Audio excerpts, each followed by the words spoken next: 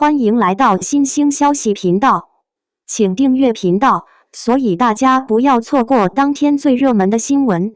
我们今天的时事通讯包括以下内容：赵丽颖主演兼出品网剧《在人间》入围2025中美电视节金天使奖，《在人间》的双重入围，赵丽颖的身份转型与作品价值认证，从演员到出品人，一次水到渠成的身份蜕变。在人间的特别之处在于它清晰地标记了赵丽颖职业生涯的进阶，她不再仅仅是故事的演绎者，更成为了项目的发起者与掌舵人。从台前到幕后，这一步的跨越意味着她对内容创作拥有了更强的主导权与更深的责任。此次以主演兼出品人的身份获得国际性奖项的初步认可，其意义远超单一的表演荣誉。它证明赵丽颖的行业影响力正从个人演技魅力扩展至对优质项目的精准判断与整体把控能力。这种从被选择到主动创造的转型，是一位成熟演员寻求更深层次艺术表达的自然归宿。连续入围，在喧哗市场中沉淀的文本力量，展望不止于恭喜，更是行业的一个信号。因此，对于在人间的恭喜，不应仅停留在对赵丽颖个人的赞誉，更深层的意义在于，它为行业提供了一个可资借鉴的样本。当一位具备市场号召力的演员，将其艺术积淀与对市场的洞察转化为创作主导力时，所能迸发出的能量，这既是创作者个人价值的实现，也为整个行业的内容升级注入了新的活力。在人间能否在接下来的评选中最终折桂，尚属未知，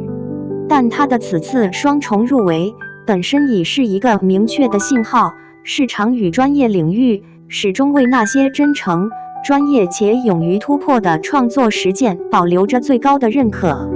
赵丽颖双重身份破局作品连获认可，行业静待新章。10天之内2次入围。当在人间出现在中美电视节金天使奖入围名单时，我正翻看他几天前刚获得的微博世界大会年度推荐截图。这种密集的认可不像巧合，更像某种必然。赵丽颖这次不一样，她不只是演员，还是出品人。这意味着什么？意味着她不再只是等待好剧本降临，而是主动创造了它。从被选择到主动创造这一步，很多演员走了一辈子都没能迈出。他把自己从棋子的位置挪到了棋手的位置，这种身份的蜕变比任何奖项都值得玩味。这让我想起10年前的他，那时的他还在各种剧本里寻找突破，而现在他直接参与决定一个项目的生死。这种转变需要勇气，更需要智慧。在人间的2次入围很有意思。微博世界大会代表的是市场和观众，金天使奖则偏向专业与国际视野。能够同时被这2个维度认可，说明这部剧找到了那个微妙的平衡点，既叫好又叫座。在当下这个要么追求流量至上，要么沉迷于自我表达的环境里，能做到这一点难得。更值得思考的是，这部剧的成功会给行业带来什么？或许会开启一个新时代，成熟演员不再满足于被动表演，开始向上游创作环节渗透。他们比任何人都清楚什么是好故事，什么是能打动人的表演。当他们掌握了创作主动权，产生的化学反应可能会改变现有的内容生产逻辑。当然，也有人质疑演员当出品人会不会只是挂名，但看看在人间的制作细节，看看赵丽颖在各个环节的参与度，这种质疑显得苍白。她是真的在做事，在冒险，在为自己的艺术追求负责。此刻的影视行业太需要这样的样本了，不是靠流量，不是靠炒作，而是靠扎实的内容和清晰的创作理念赢得认可。在人间的成功，给所有认真做内容的人提了口气，看好作品终究会被看见。行业的改变从来不是一夜之间，它是一个个像在人间这样的作品，一个个像赵丽颖这样的创作者，用实实在在的行动慢慢推动的。我们期待的不是某个奖项的结果，而是这种创作态度能够成为新的常态。毕竟，好内容自己会说话，而说话的方式就是让更多人听见。2. 赵丽颖微短剧低调入围纽约电影节 ，Disney 加全球买断版权。赵丽颖的新剧《换脸人生》突然杀进了纽约电影节主竞赛单元，这消息一抛出来，简直像冬天里头突然蹦出一把火苗。没预告，没海报，连微博都安静得像个深山老林，全靠作品硬实力撑着。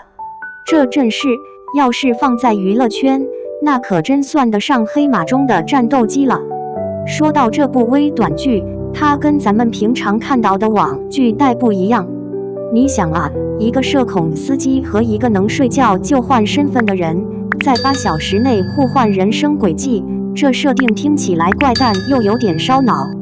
贾小朵那种天天躲人群、不爱说话的性格，活脱脱就是城市隐形人的缩影，而11则好似生活边缘人的化身。他的多重身份更像是在暗示现代人在社会角色间切换自如，但心底其实乱成了一锅粥。别以为这种冷门题材没人买账， Disney 加抢版权抢得比打折促销还激烈，一部分原因当然是它背后600平米 LED 棚打造出的光影世界，还有导演、演员们用45天完成后期制作的效率，让成本压低到了传统电视剧的一小撮儿。他们不是花拳绣腿，而是用极简风暴撕开人物心理，把细腻复杂展现得让人鸡皮疙瘩掉满地。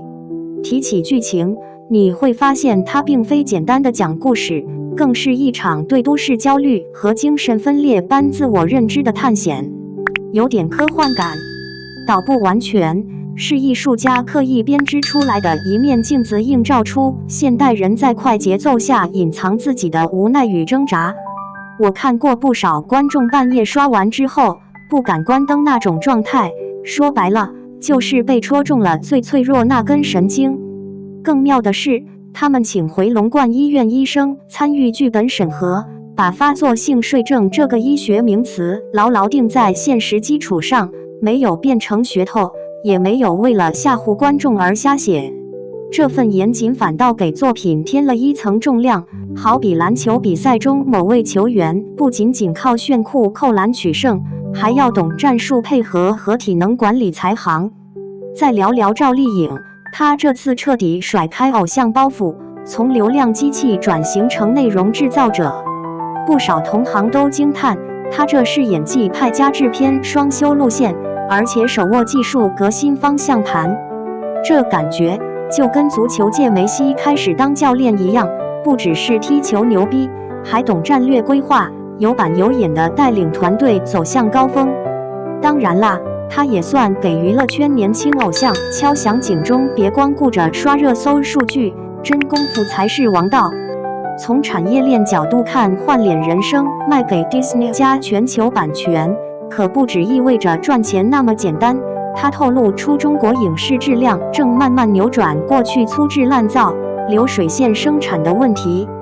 本土故事逐渐找到国际舞台，也证明数字媒体时代下跨文化传播越来越容易。未来这些精品微短剧很可能成为连接东西方审美差异的重要桥梁，就像 NBA 如何改变全球篮球生态一样令人期待。当然，好戏难免有人挑刺，一些声音觉得剧情偏写意，对习惯爆笑或煽情的人来说太冷峻。但市场不能总围绕谁笑的最多来转动，否则久了只能剩下空壳泡沫。换脸人生的存在提醒我们，需要更多敢于深挖心理层面的作品，即使受众有限，却能留下长远影响力，这是文明进步的小信号。讲到这里，我忍不住想调侃一句，当年姚明刚入联盟时，也是被质疑动作僵硬，不够灵活，可如今它早已成为传奇象征。同样道理，现在市场上的精品微短剧虽然不像流量综艺那么耀眼，但时间会告诉我们哪些是真金白银。在信息泛滥时代，我们该学会辨别那些真正值得驻足观看的宝藏内容，而非只盯着热点新闻狂欢池里的泡沫跳跃。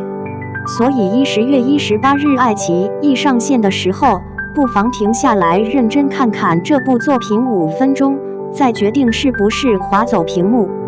不会立刻捧腹大笑，但很可能陷入一种莫名共振。你有没有觉得自己一直戴着别人设计好的面具，直到某个瞬间才意识到，其实最初那个真实的自己还躺在那里，只等勇气去唤醒。现在直播带货铺天盖地，人声鼎沸，有时候听多了耳朵都起茧。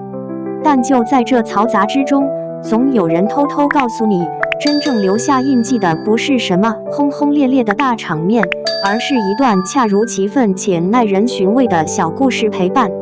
当大家还沉迷于表面繁荣时，换脸人生仿佛一道清凉泉水，让人重新思考什么叫做好内容、好表达，以及怎样才能触碰心灵深处那些尘封已久的话题。如果哪天你路过这样一个默默无闻却闪闪发亮的小制作，会不会愿意停下来多看两眼呢？毕竟生活从来不会按套路出牌，我们也应该学着用不同视角去欣赏它的不完美与精彩。